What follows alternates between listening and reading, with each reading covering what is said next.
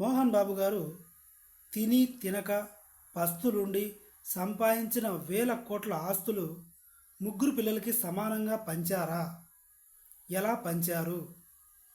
అందరికీ సమానంగా పంచినట్టు అఫీషియల్గా తెలుస్తున్నా కూడా మనోజ్ ఎందుకు తృప్తి పడలేదు అన్నదే ఈ వీడియో.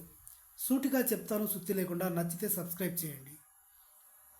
మీ అందరికీ తెలుసు, మోహన్ బాబు గారు స్కూళ్ళు, ఇన్స్టిట్యూషన్స్, యూనివర్సిటీలు ఏవో ఉన్నాయి, ఒక 50 వరకు ఉంటాయి ఏపీ తెలంగాణ మొత్తంలో. వీటన్నిటిని మంచు విష్ణుకి రాసిచ్చేశాడు.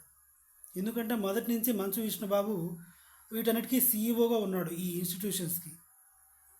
ఆస్తి వాటంలో భాగంగా స్కూళ్ళు, కాలేజీలు బాధ్యతలు అవి కొన్ని స్కూళ్ళు మోహన్ బాబు గారు ఉంచుకొని మిగతావి బకాసం పంతులు గారికి అప్పచెప్పేశారు.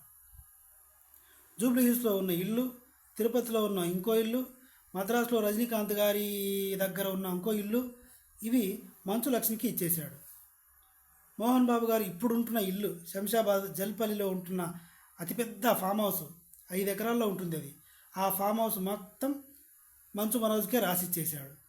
బంజారా హిల్స్లో కూడా ఇంకొక ఇల్లు ఉంది. ఎన్ని ఇల్లులు ఉంటారా బాబు అని మీరు అనుకోవచ్చు. నిజంగానే ఇవన్నీ మోహన్ బాబు గారు కష్టపడి సంపాదించుకున్నవి, నిజంగానే ఉన్నాయి కూడా.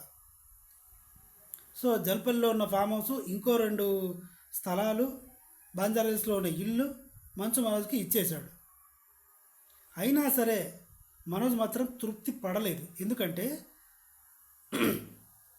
విష్ణుకి ఎలాగైతే స్కూళ్ళు, కాలేజీలు కొంత భాగం ఇచ్చాడో నాకు కూడా అలాగే కావాలంటే ఈ ఫామ్ హౌస్ నాకు వద్దు, అన్నకే ఇచ్చేసి, బంజారా హిల్స్లో ఇల్లు కూడా అన్నకే ఇచ్చేసి, నేను బేగంపేటలో అపార్ట్మెంట్లో ఉంటాను, నాకు కూడా స్కూల్స్ ఇచ్చేస్తే స్కూల్ నుంచి వచ్చే రెవెన్యూ, స్కూల్స్ ఇంకా డెవలప్ చేసి, నాకు స్కూల్స్ డెవలప్ చేసి ఇంట్రెస్ట్ ఉంది, నాకు స్కూల్స్ ఇచ్చేసేయి అని మోహన్ బాబు గారిని ఫోర్స్ చేశాడు.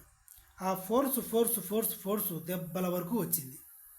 ఇది మోహన్ బాబు గారి విషయంలో స్కూళ్ళు, కాలేజీలు మనోజ్కి ఎందుకు ఇవ్వలేదు అంటే, మనోజ్ కొంచెం బాధ్యత తక్కువతో ఫ్రెండ్షిప్లు, పార్టీలు, పబ్బులు, జూనియర్ ఎన్టీఆర్తో స్నేహం, కమెడియన్ సునీల్తో డీప్గా ఫ్రెండ్షిప్లు, ఇలాంటి వాటికి ఎక్కువ ప్రాధాన్యత ఇవ్వడం వల్ల మనోజ్ని సీరియస్గా తీసుకోలేదు.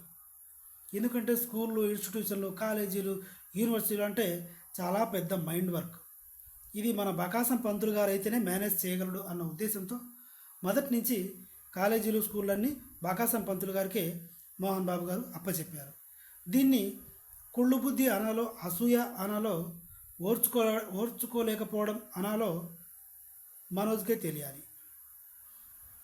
వీడియో నచ్చితే సబ్స్క్రైబ్ చేయండి. Thank you.